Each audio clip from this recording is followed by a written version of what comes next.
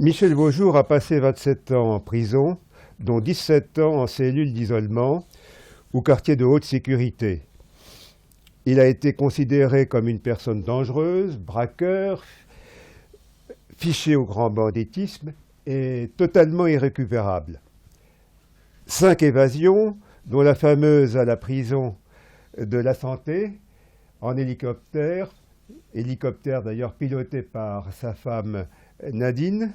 D'ailleurs, si vous voulez en savoir plus sur cette question, vous n'avez qu'à lire le livre de Michel Beaujour, Ma plus belle évasion, publié aux presses de la Renaissance en 2005.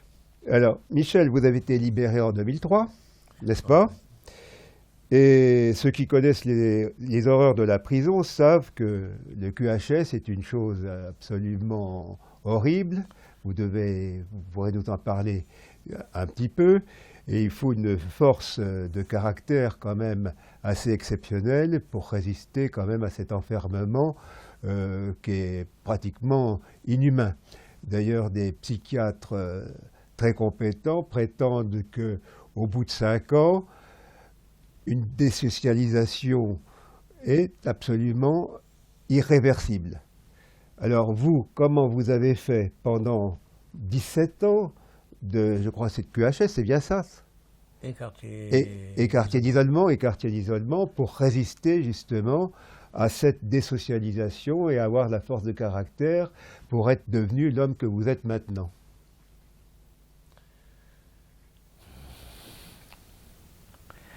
J'ai fait de la solitude, du silence et de la dureté des lieux, quoi. Un autre chemin, un chemin de spiritualité, voilà. Quand je suis arrivé en quartier de haute surveillance, j'étais comme un gamin, complètement inconscient. J'avais 25 ans et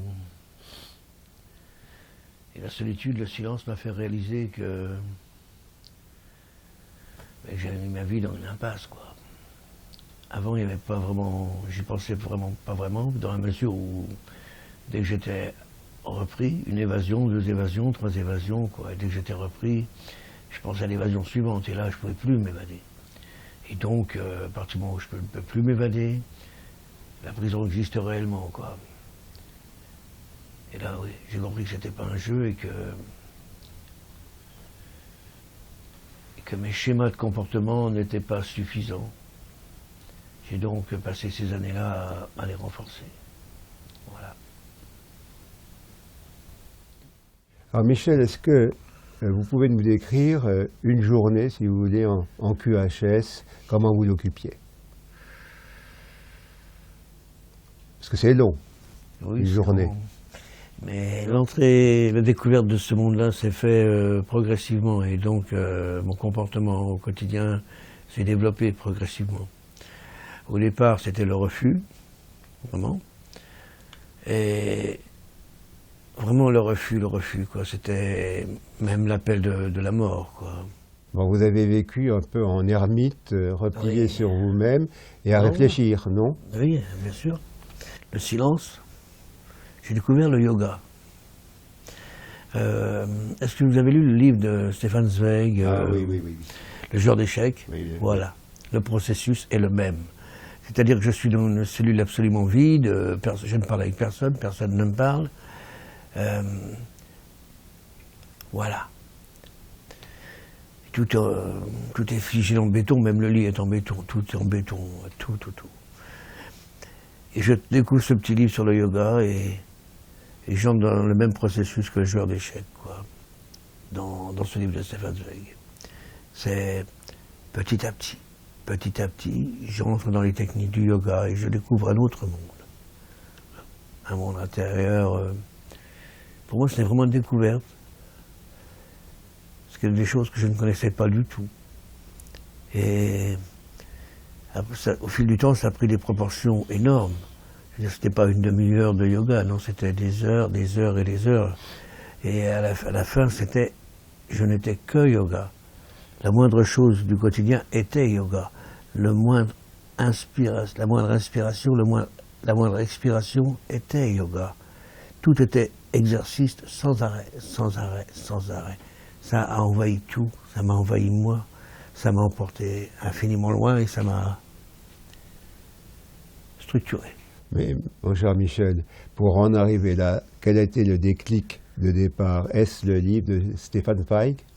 Non, non, pas le livre de Stefan Zweig. Je parlais du processus parallèle. Oui. C'est-à-dire le vide, rien, un livre. Un livre qui vous permet d'apprendre quelque chose. Stefan Zweig, dans son livre, le personnage découvre les échecs et joue à l'infini contre lui-même. C'est un yoga qui m'a emmené infiniment plus loin que le yoga qui se fait ici, quoi.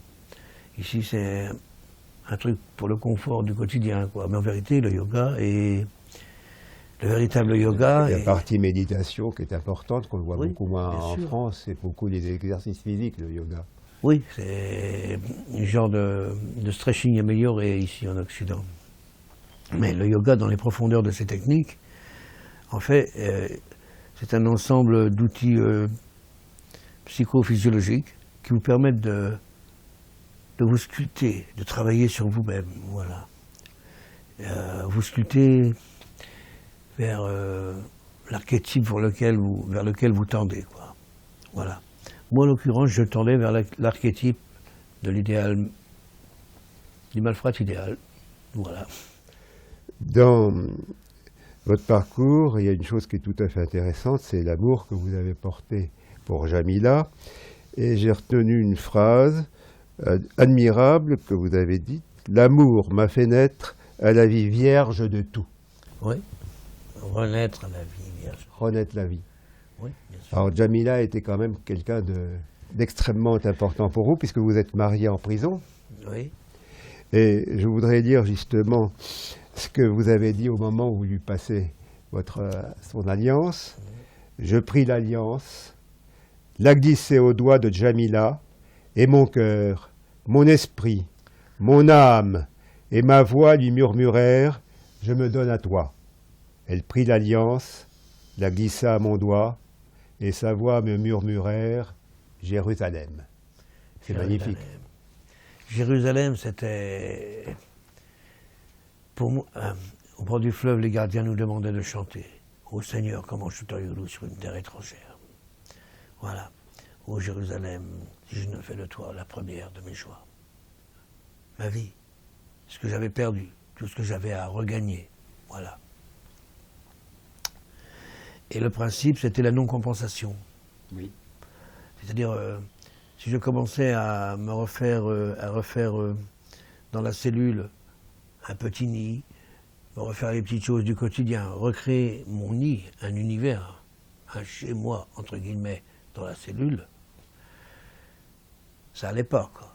Je ne pouvais pas échanger ce que j'avais perdu, ce qui faisait la substance de ma vie, de la vie d'un homme, pour les petites choses dérisoires de la cellule, quoi. Voilà, ça allait pas. Et donc, quand Jamila a marqué Jérusalem dans l'Alliance, c'était pour me dire: tu t'es battu de cette façon-là durant des années pour l'évasion, mais maintenant bats-toi de la même façon. Pour la vie. Pour la vie, voilà. Alors, si vous voulez, après votre libération en 2003, Oui, vous êtes un homme libre. oui, Vous êtes évidemment sollicité par votre parcours par beaucoup de médias, auxquels vous avez toujours, je pense, refusé, si vous voulez, d'accéder soit à des films, soit à des récits, tout ça, parce que vous vouliez oublier votre passé, jusqu'à votre rencontre avec Fabienne Godet, qui vous a proposé un film, si vous voulez, qui était plutôt un documentaire, mais en mettant en exergue plus votre parcours psychologique que celui de braqueur. oui. Et c'est au fond cette recherche que vous avez faite en prison, que vous avez découvert, hein, cette intuition, si vous voulez, que la méditation ce que la méditation pouvait vous apporter. Et c'est ce qui a un peu conquis, si vous voulez, votre adhésion à la proposition de Fabienne, ainsi que la confiance que vous lui avez témoignée. Oui. Quand je suis sorti, effectivement, tout ce qu'on m'a demandé jusqu'à ce que je rencontre Fabienne, c'était des choses très spectaculaires, le genre que je suis un bandit, j'attaque les banques, je m'évade, voilà. Et franchement, c'est pas du tout ce qui m'intéressait de... Voilà. Vous disiez tout à l'heure que quand je suis sorti, je voulais oublier mon passé. Non, non. Je voulais pas oublier mon passé. Je n'avais pas de passé. Je suis sorti absolument sans passé. Ah. Et la règle de la vie, pour moi, c'est bien ça. La première règle de la vie, pour moi, c'est de m'enfermer dans rien. C'est ce que j'ai appris, ça, de m'enfermer absolument dans rien. Et m'enfermer dans ce que j'ai été me sépare du présent, quoi, et ça en toute chose. Et donc je ne m'enferme pas dans un moment de ma vie. La seule chose qui m'intéressait de communiquer, en fait, c'est ce que m'a apporté, ce chemin-là, quoi, ces 27 années, cette expérience-là, ce que m'a apporté ici et maintenant dans ma relation à la vie, quoi.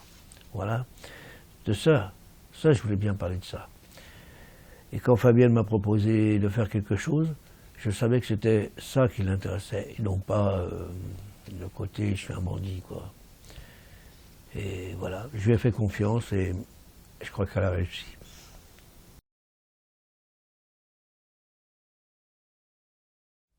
Fabienne Godet, bonjour. Bonjour. Votre carrière en tant que réalisatrice date de 1992 avec La vie comme ça. Puis vous faites remarquer à la quinzaine des réalisateurs de Cannes en 1999 avec La tentation de l'innocence. Si vous pouvez nous en dire un peu plus sur votre parcours, nous vous écoutons. J'ai démarré en fait donc en 92. En 92, je venais juste d'arriver sur Paris, j'avais 23 ans. Je venais de terminer mes études de psychologie et en fait en parallèle de ces études-là, j'avais travaillé le cinéma. Et quand je suis venue à Paris, je me suis inscrite à Jussieu tout en travaillant comme psychologue pour essayer de mener en parallèle en fait les deux. Je savais qu'à un moment donné, je lâcherais le travail que je faisais comme psychologue pour me consacrer complètement au cinéma. Donc j'ai été licenciée à un moment donné et là je me suis dit, voilà, c'est le destin. Je me lance dans le long métrage. C'est-à-dire que j'avais déjà fait 4 films, le dernier étant La tentation de l'innocence. Et là, j'avais 2 ans devant moi pour écrire un long métrage qui s'appelle Sauf le respect que je vous dois, qui est sorti il y a 3 ans. Et puis voilà. Et puis en fait, ça a marché. J'ai mis 2 ans à l'écrire. Je l'ai finalisé. Il a eu une belle carrière. Et puis j'avais commencé à écrire le suivant, sur lequel je travaille actuellement. Et j'ai fait la rencontre de Michel. Et là, j'ai décidé d'arrêter l'écriture pour me consacrer à ce documentaire sur Michel Vaujour. Alors, justement, cette rencontre avec Michel, ça a été un grand moment pour vous. Vous avez découvert quoi? J'ai découvert un homme plein d'humanité et contrairement aux apparences, par-delà des parcours très différents, quelqu'un de très très proche de moi. C'est-à-dire qu'on a, sans le savoir avec Michel, quand on se rend compte, un rapport à la vie et à la mort. Moi, j'ai beaucoup travaillé à l'accompagnement des mourants. J'ai des expériences, hélas, de deuil qui m'ont beaucoup marqué. Et c'est vrai que quand Michel me parlait de ce qu'on appelle la NDE, l'expérience de mort imminente que je connaissais, il y a eu d'emblée une connivence qui s'est faite. Et puis, je crois surtout que Michel pose des questions qui sont des questions vraiment d'homme, mais d'homme avec un grand H. Ah, oui. Quand vous avez fait ce film, vous avez pensé à quoi en mettant, si vous voulez, en exergue, en premier? Parce qu'il y a une chose de quand même formidable dans ce film, c'est d'ailleurs le visage constant de Michel qu'on voit. Et puis, si vous voulez, peut-être que Michel lui-même ne s'en rend pas compte, mais ses yeux, son visage expriment une émotion que nous ressentons tous. Et ça, c'est important.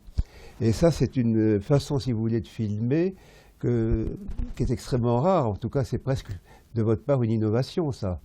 Parce que, si vous voulez, en regardant le visage, on ressent quelque chose. Le visage parle. Oui. Je voulais qu'on l'écoute, mais qu'on soit complètement concentré sur cette écoute. Donc, ce que je vais faire avec la caméra, c'est que je vais focaliser sur ce visage et maintenir ce pari-là jusqu'au bout. Je crois que vous filmez une partie, puisque j'ai vu le film, vous partez une partie du film dans la cuisine. Oui. Pourquoi vous avez choisi la cuisine? Parce que c'était un lieu plus familier? Quand je suis allée chez sa maman, on a cherché en fait les endroits qui étaient les plus propices.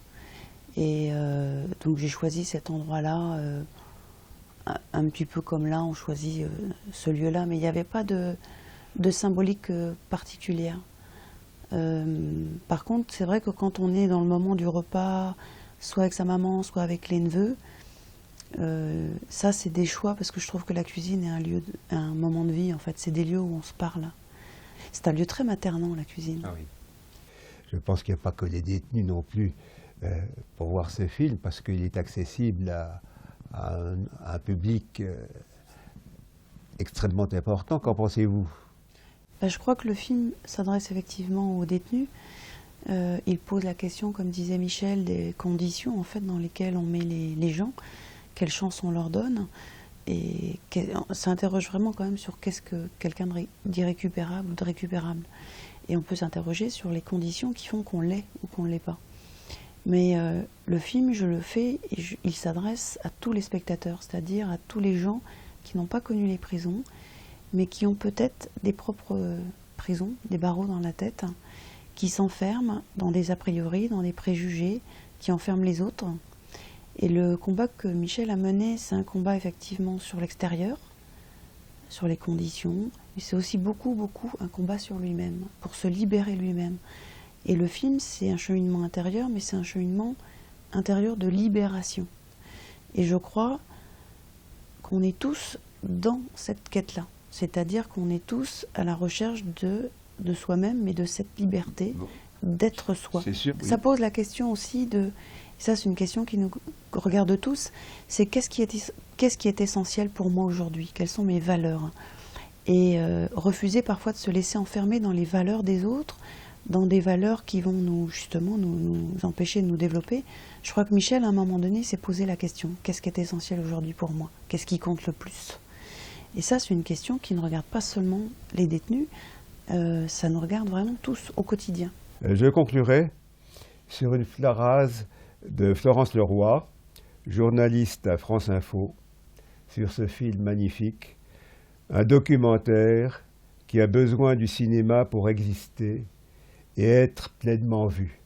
Et personnellement, j'ajouterais que c'est aussi un film, même si on l'a déjà vu, c'est un film à revoir. Merci Fabienne Godet. Merci Michel Beaujour.